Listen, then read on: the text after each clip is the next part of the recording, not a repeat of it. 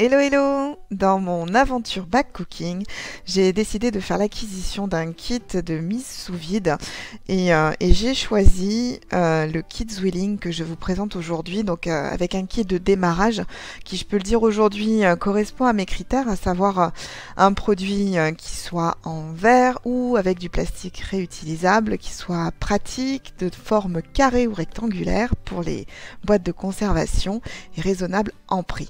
Donc le kit starter se compose d'une pompe sous vide d'air, donc qui est pratique au niveau de la prise en main avec un chargeur câble USB.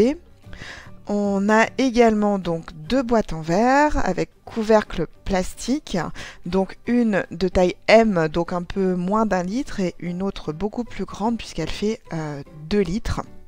Donc en termes de contenance, c'est vrai que c'est plutôt intéressant pour les plats en back cooking, lorsqu'on fait même plusieurs parts. Et puis on a également 4 sachets de mise sous vide, donc 2 en taille S et 2 en taille M. Là c'est le petit cordon de charge et les petits embouts pour faciliter la mise sous vide et la fermeture des sachets plastiques pour la conservation. Donc ce sont des sachets qui sont assez épais, avec un petit bouton en fait pour verrouiller en fait la mise sous vide à la fin du rangement. J'ai complété mon achat de pack par un autre petit lot de 3 boîtes. Donc elles sont répertoriées classifiées par taille, donc S, M et L.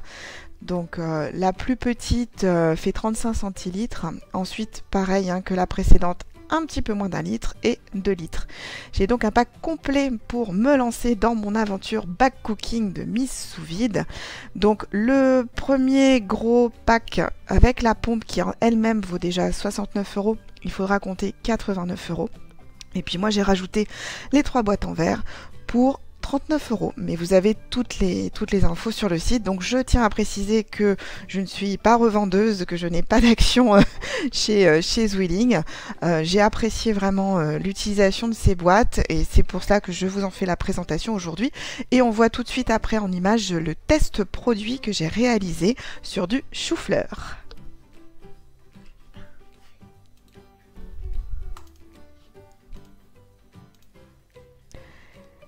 Alors voilà, j'ai voulu réaliser une petite expérience donc sur du chou-fleur cru pour comparer la conservation entre une boîte des ingrédients mis sous vide d'air dans les boîtes Zwilling et une conservation classique. Donc là, j'active le vide d'air à l'aide de la pompe que je positionne tout simplement. J'appuie sur le bouton, le vide se fait seul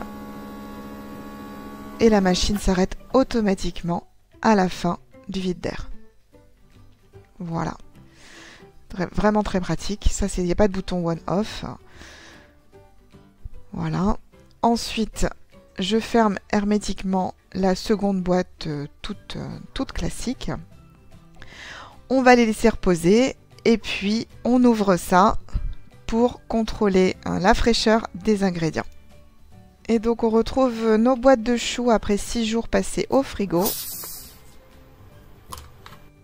Voilà, donc je vais pouvoir voir si la conservation est optimale dans les boîtes sous vide. Donc l'air est vidé, on ouvre la boîte. Donc a priori ils sont bien blancs et donc pas d'odeur particulière, voilà, c'est plutôt pas mal. Alors par contre la deuxième, ils sont tachés, donc les choux sont tachés, l'odeur est pas terrible, enfin ça sent fort le chou-fleur. Donc là, la comparaison, il n'y a pas photo.